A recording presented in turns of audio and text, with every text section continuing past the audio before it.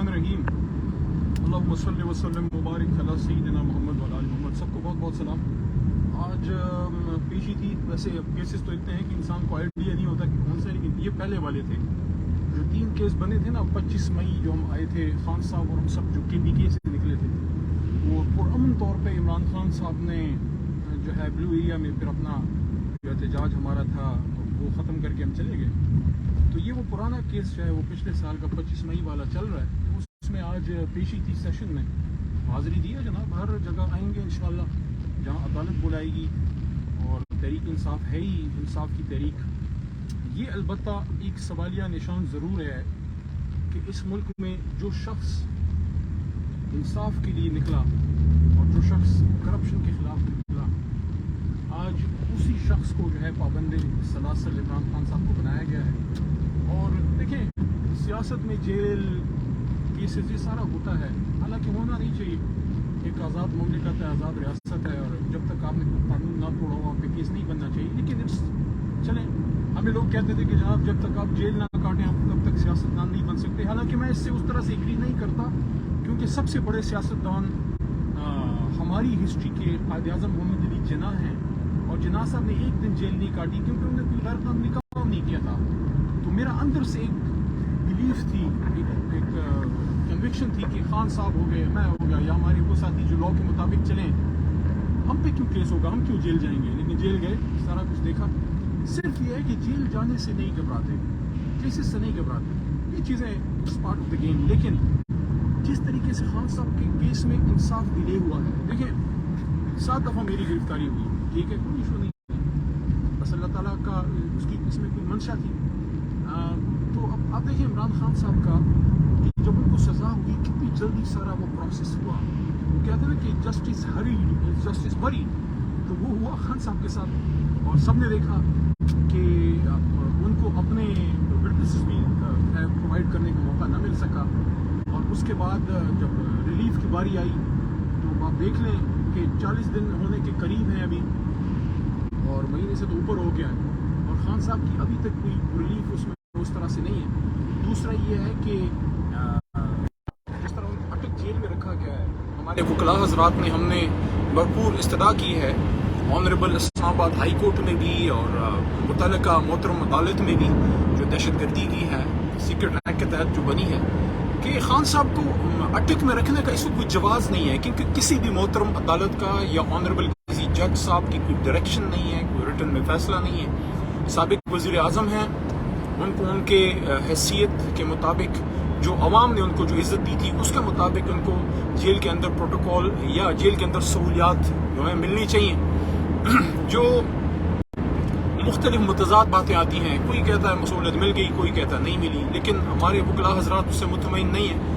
मेरी तो इस पर एज अ वकील मैं ये बात कर रहा हूँ। देखें, बजाय इसके कि हम मफरूज़ों पे जाएं, मैं समझता हूँ कि मोहतरम इस्लामाबाद हाई कोर्ट किसी भी सिटिंग मोहतरम जज साहब के नीचे एक कमीशन बनाए। जिस तरह हमारा एक तरीकाकार होता है, किसी जगह कोई इशू हो तो आप कमीशन बना के भेजते हैं। एक कमीशन जाए और जाके देखे कि खान साहब की क्या सहूलियात हैं, वो जेल के अंदर जाए और उनसे पूछे।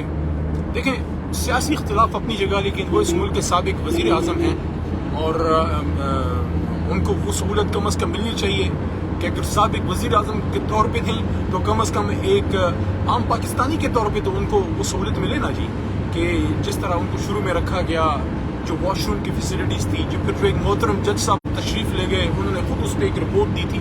बहरहाल मेरे ख्याल में जो इस तरह हमारे वकला ने दरख्वास्त दी है कि खान साहब को अडयाला शिफ्ट किया जाए, क्योंकि वो नज़दीक भी है, वकला जो है उन तक आसानी से एक्सेस भी कर सकेंगे, और वो भी अपने लीगल टीम को गाहे बगाहे गाइड कर सकेंगे। और दूसरी चीज़ ये है कि वहाँ जो एक फैसिलिटी होती है कम से कम एक साबिक वज़ीर आज़म को, तो वो उनको बुनियादी फैसिलिटीज़ तो आसानी से मिल सकेंगी। बाकी जहाँ तक आगे का ताल्लुक है, मेरे ख्याल में बड़ी रिस्पॉन्सिबिलिटी है मौजूदा केयर टेकर सेटअप और काकड़ साहब पे, जो वज़ीर आज़म है केयर टेकर, उन पे और उनकी जितनी भी काबीना है, कि जो बुनियादी उनका काम है वक्त पे इलेक्शन हो, एक फ्री एंड फेयर इलेक्शन हो, और मेरे ख्याल में ये करवा के जो है ये तारीख़ में अपना एक नाम रकम कर लेंगे। क्योंकि इन मुश्किल हालात में جو اس مشکلات سے میں سے قوم کو نکالے گا، قوم اس کو ہمیشہ عزت و تکریم سے یاد کرے گی. اور اس سے نکلنے کا واحد راستہ کیا ہے؟ وہ وہی ہے، الیکشن ہو. اللہ بھی فرماتے ہیں کہ وَأَمْرُهُمْ شُورَىٰ بَيْنَهُمْ، کہ جو مشکلات ہوتی ہے تو شورا کرتے ہیں، مومنین آپس میں شورا کرتے ہیں. الیکشن ہو، وقت پہ الیکشن ہو، پاکستان کے عوام فیصلہ کریں. اور یہی بات کچھ دن پہلے میں نے ہمارے بڑے ہی قابل صحافی ہیں محترم حامد میر صاحب کے پروگرام میں بھی یہ ذکر میں نے کیا تھا کہ ایک بڑی بیٹھک ہونی چاہیے. ایک لفظ یوز ہوتا ہے گرینڈ ڈائلاگ. میں سمجھتا ہوں کہ انگریزی کے عجیب قسم کے جو مفروضے اور بات ہوتی ہیں اس کو نہیں، اپنی قومی زبان میں اپنی سوچ کے مطابق اپنے صدر مملکت کے جو سب سے بڑا آفس ہے وہاں تمام سیاسی زعماء عمران خان صاحب کو لایا جائے، عمران خان صاحب کے خلاف غلط کیس ختم کیے جائیں اور وہ بیٹھیں. نواز شریف صاحب تشریف لائیں، زرداری صاحب بیٹھیں، مولانا صاحب آئیں اور اسٹیبلشمنٹ بھی وہاں آئے، کیونکہ ایک اسٹیک ہولڈر ہے. سیکیورٹی اور اس طرح کے معاملات کو وہ لوگ دیکھتے ہیں، ان کا بھی ایک رول ہے. سب بیٹھیں ایک نقطے پہ کہ الیکشن وقت پہ ہو اور 5-6 بڑی چیزوں پہ فیصلہ ہو. زیادہ اعلان دماغ 5-6 بڑی چیزوں کا فیصلہ ہو کہ آپ دیکھیں حکومت چاہے جس کی بھی آئے، معیشت، نئے ڈیم بنانا، فورن افیئرس، انٹرنل سیکیورٹی، ایجوکیشن، یہ کچھ چیزیں ایسی ہیں. ٹورزم ہمارے ملک میں ایک بہت بڑا ہب ہے، بہت بڑا ہمارے پاس اسکوپ ہے ٹورزم کا. اسی کے ساتھ ٹیررزم بھی، کہ اس کو کیسے ڈیل کریں. نیشنل ایکشن پلان کو دوبارہ ریوائیو کرنے کی ضرورت ہے. کچھ نکات پہ بریف موڈیلٹیز ڈسکس ہوں، باقی اس حکومت کا کام ہے کہ وہ ڈیٹیل میں جا کے پھر اس کو کیسے اچیو کریں. لیکن جب ہم براڈر اسپیکٹرم میں 5-6-7 مین ٹارگٹس سامنے رکھ لیں کہ چاہے جس کی بھی حکومت ہو وہ بڑی باتوں سے ادھر ادھر نہ ہٹے، پھر الیکشن کریں. جو خان صاحب کو ووٹ کرتے ہیں ہماری جماعت کو، ہماری حکومت اللہ کرے آئے یا کسی اور کی آتی ہے، لیکن اس ملک کو کم از کم 25-30 سال کی پالیسیز کی ایک کنسسٹنسی، اس میں ایک تسلسل ملے، تاکہ باہر سے کوئی پاکستان میں انڈسٹری لگانا چاہتا ہے، کوئی ہاؤسنگ میں انویسٹ کرنا چاہتا ہے، کوئی ٹیکنالوجی میں انویسٹ کرنا چاہتا ہے، کوئی یوتھ افیئرز میں، کوئی انٹرپرینیورشپ کی طرف آ کے یوتھ کو جو ہے جاب اپرچونیٹیز دیتا ہے. بڑی آپ کی ملٹی نیشنلز آنا چاہتی ہیں، جس طرح ہمارے دور حکومت میں بڑی ملٹی نیشنلز آ رہی تھیں، بڑی کار کمپنیز آ رہی تھیں. یار وہ لوگ تب آئیں گے نا جب ان کو اعتماد ہوگا کہ حکومتوں کی جانے سے انویسٹمنٹ پالیسیز چینج نہیں ہوں گی، اچانک ڈراسٹک کٹس نہیں لگیں گے. تو ان چیزوں پہ ایک براڈ اسپیکٹرم میں صرف ایک لائے عمل ڈسکس ہو کہ بھئی ہم نے اس ملک کو 25-30 سال کی کنٹینیوٹی دینی ہے اور کوئی قومی حکومت نہیں. میں نہیں سمجھتا کہ اس کانسیپٹ کے محت میں نہیں ہوں. میں سمجھتا ہوں فیصلہ عوام کو کرنے دیں. وہ خان کے ساتھ جاتے ہیں، وہ نواز شریف صاحب کے ساتھ جانا چاہتے ہیں، وہ زرداری صاحب کے ساتھ، وہ مولانا صاحب کو سپورٹ کرتے ہیں، یا عمران خان صاحب ہماری جماعت کو. بہرحال یہ جو ہو رہا ہے یہ ان مسائل کا حل نہیں ہے. عوام کے پاس جانا پڑے گا، عوام کو امپاور کرنا پڑے گا.